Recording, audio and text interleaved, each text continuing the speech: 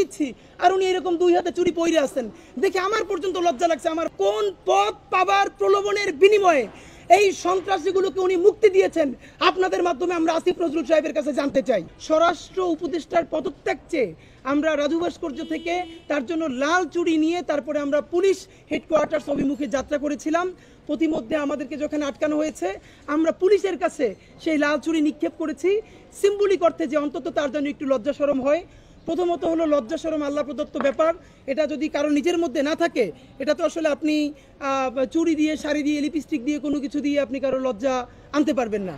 তো স্বরাষ্ট্রমন্ত্রীর আর কি উপহার দিলে বা তার সাথে কি করলে তিনি দায় নিয়ে পদত্যাগ করবেন এইটা সাংবাদিক বন্ধুদের কাছে এবার আমরা একটা পরামর্শ চাইবো। আমরা চিন্তা করেছি যে আল্লাহর ওয়াস্তে এমন কোনো ঔষধ বাংলাদেশে আছে কিনা যেটা দায় নিয়ে পদত্যাগ করার একটা সূচনা বাংলাদেশে যেন হয় এইটা আমরা জানতে চাই। তো স্বরাষ্ট্রমন্ত্রীর উপদেষ্টার ব্যাপারে তার ব্যাপারে কথা বলবার আগে আমাদের আরও 2-3টে জায়গায় খুব গুরুত্বপূর্ণ আমরা কথা বলতে চাই। দেখুন, স্বরাষ্ট্র উপদেষ্টাকে আমাদের যেটা মনে হচ্ছে প্রথমত উনি যথেষ্ট ইনক্যাপাবল একজন মানুষ, উনি বয়সের ভারে নুজ্জ, ওনার যদি নিজস্ব কোনো ভালো চিন্তাও থাকে সেই চিন্তাকে ইমপ্লিমেন্ট করবার মতো সাহস এবং সক্ষমতা দুটোর একটা ওনার নাই।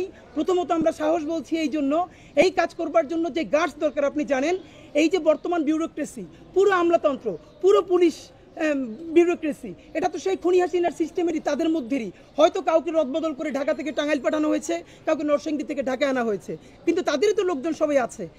এইরকম একটা গণ অভ্যুত্থান বিপ্লবের পরবর্তী সরকারে যারা থাকবে তাদের ভীষণ সাহস থাকতে হয়, তার অধীনে যেই সচিব থাকবে, আমলা থাকবে, তাদেরকে সেই সাহস দেখাতে পারতে হয় যে তোমরা যদি আমার কথা না শোনো, যদি আমার কথা মতো কাজ না করো, তাহলে আমি নিজে শুধু পদত্যাগই করব না, কে কোথায় কত কোটি টাকা চাঁদাবাজি করেছো, ডিসি রিক্রুট করার জন্য কত কোটি টাকা করে খেয়েছো, এসপি আনার জন্য অথবা পদায়ন করার জন্য কত কোটি টাকা খেয়েছো, আমি নাম প্রকাশ করে তারপরে পদত্যাগ করব।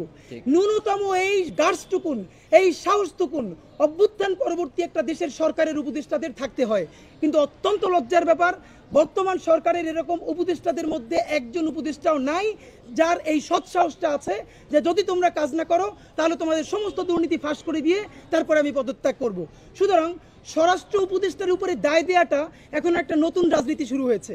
খেয়াল করুন, সরকারেরই একটা অংশ যেখানে প্রতিদিন টপ টেররদেরকে ছেড়ে দিচ্ছে, যখন আইন শৃঙ্খলার কোনো অবস্থা নেই। আপনি খেয়াল করেন আমরা কোন দেশে বসে কথা বলছি, আমরা দেখেছি সাধারণত বিএনপির একজন সাধারণ কর্মী যার এখন পর্যন্ত মামলার রায় হয় নাই, তার মার জানাজায় তখন নেওয়া হয়েছে, তখনও তার হাত পায়ে বেড়ি বাঁধা। জামাতে ইসলামী বিএনপির সমস্ত নেতৃবৃন্দের হাত পায়ে বেড়ি বাঁধা এবং তাদেরকে দেখা গেছে পাজো করে এরকম কোলে তুলে তারপর আদালতে হাজির করতে হয়েছে। সেই বাংলাদেশেই আমরা দেখি খুনি আওয়ামী লীগের মন্ত্রীরা তারা আদালতে হাজিরা দিতে আসে না, মনে হয় যেন তারা পিকনিক করতে আসছে ভাই বন্ধুরা মিলে। আপনারা খেয়াল করেছেন তারা নামতেছে, নামার সময় কি হাসি মুখে আসতেছে, তারা কথা বলতেছে, গল্প করতেছে, আবার একজনে বলতেছে বঙ্গবন্ধু আমাদেরকে বলেছে মানে যুদ্ধ চালিয়ে যাবার, তারা চিরকুট লিখছে। মানে যেই 17-18 বছরে একটা শিশুকে পর্যন্ত আয়না ঘরে নেওয়া হয়েছে, সেইটার যখন বিচার করা হবে, যাদের প্রকাশ্য অর্ডারে হত্যা করা হয়েছে তারা এখন হাসে খেলে দুষ্টমি করে, তারা পিকনিক মুডে আদালতে আসে, আর যারা অভ্যুত্থান করেছে এখন তারা প্রত্যেকে হত্যার হুমকির মুখে আছে।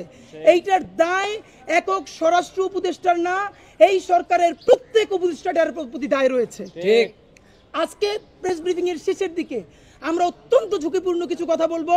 আমরা জানি এই ঝুঁকিপূর্ণ কথাগুলো বাংলাদেশে কেউ বলতে চায় না, কারণ সবারই দিন শেষে একটা ইন্টেনশন আছে, কারো কিছু ওন করবার ব্যাপার আছে। বাংলাদেশে এমন একটা ব্যাপার হয়েছে, সেনাবাহিনীর ব্যাপারে কথা বলতে গিয়ে অনেকে জলপাই পলিটিক্স বলতেছে, কচু ক্ষেত বলতেছে। তুমি কচু ক্ষেত বোঝো, তুমি জলপাই পলিটিক্স বোঝো কেন? তুমি সরাসরি সেনাবাহিনীর বিরুদ্ধে কোনো অ্যালিগেশন থাকলে সেনাবাহিনীর নাম ধরে বলতে পারো না? যদি তোমার নাম ধরে বলবারই হিম্মত না থাকে তাহলে তুমি জলপাই জলপাই করো কেন? তুমি কচু ক্ষেত করো কেন? পারলে ঠিক করে বলো। এর মানে প্রত্যেকে হলো ততটুকুন প্রতিবাদ করবে যতটুকুন প্রতিবাদ করলে তার কোনো সমস্যা হবে না।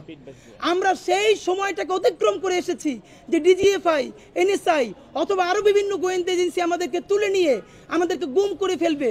ওই গুমের জিনিসটা আমরা পার করি, এখন আমরা শুধু শহীদ হবার দিনের জন্য অপেক্ষা করছি। তবে সেই শহীদের আগে বাংলাদেশের একটা ইনসাফের রাষ্ট্র আমরা প্রতিষ্ঠা করে যেতে চাই।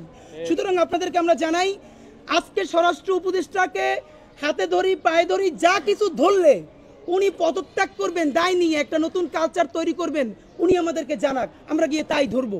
তবু আল্লাহর ওয়াস্তে আপনি পদত্যাগ করেন, আমরা কি করব? সন্তান সম মানুষ। আজকে একটা ছবি ভাইরাল হয়েছে যে আমি চুরি দিচ্ছি আর উনি এরকম 2 হাতে চুরি পইরে আছেন, দেখে আমার পর্যন্ত লজ্জা লাগছে। আমার বাপের বয়সী একজন মানুষ, তারপরও তার লজ্জা শরম হয় না। কিন্তু স্বরাষ্ট্র উপদেষ্টাকে সামনে রেখে আরও কয়েকজন উপদেষ্টা এবং ডিপ স্টেট বলতে যে কথা বাংলাদেশে আছে, তারা মিলে এই কার্ডটা খেলছেন, এটা আমরা জানতে পারি, যাতে সমস্ত দায়গুলো এই স্বরাষ্ট্র উপদেষ্টার উপর দিয়ে যাওয়া যায়।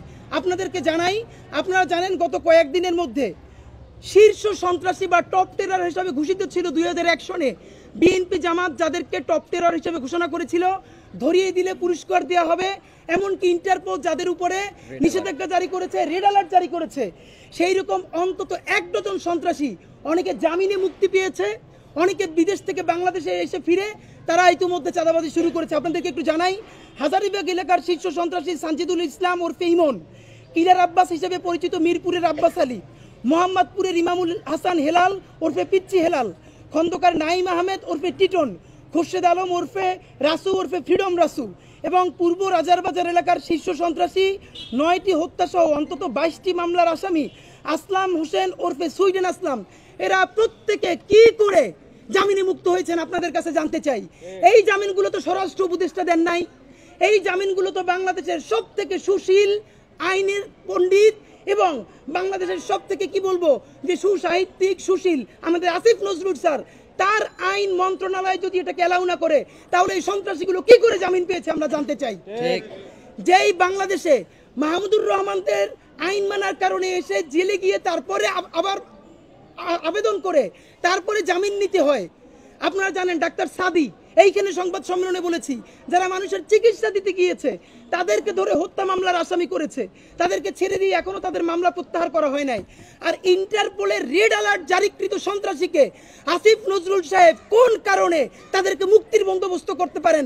কত শত কোটি টাকার বিনিময়ে, অথবা সামনের নির্বাচিত যে নির্বাচন আসবে সেই নির্বাচনে কোন পদ পাবার প্রলোভনের বিনিময়ে এই সন্ত্রাসীগুলোকে উনি মুক্তি দিয়েছেন?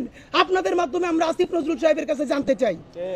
বন্ধুরা আমার, আপনাদেরকে গভীর উদ্বেগের সাথে আমরা জানাচ্ছি, ইতিমধ্যে আপনারা দেখেছেন যে লীগের যে ডিভিশন, আপনাদের মাধ্যমে আমরা স্পষ্ট দাবি জানাতে চাই, 2014 ইলেকশন অবৈধ, 18 ইলেকশন অবৈধ, 24 ইলেকশন অবৈধ। সুতরাং এই অবৈধই যদি ইলেকশন হয়, সেই ইলেকশনের এমপি মন্ত্রী তারাও তো স্বাভাবিকভাবেই অবৈধ। তাহলে এখনো প্রজ্ঞাপন জারি করে কেন কারাগারে তাদের ডিভিশন বাতিল করা হয় না? ঠিক আপনারা জানেন এখনো তাদেরকে কারাগারে ডিভিশন দেওয়া হচ্ছে। আমরা সরকারকে জানাতে চাই, অনতি বিলম্বে প্রজ্ঞাপন জারি করে এই খুনি ফ্যাসিস্ট আমলে যারা এমপি হয়েছে, মন্ত্রী হয়েছে, প্রত্যেকের কারাগারে ডিভিশন অতি দ্রুত বাতিল করতে হবে এবং তাদেরকে দুলাভাইয়ের মতো জামাই আদায় করে আদালতে আনা যাবে না।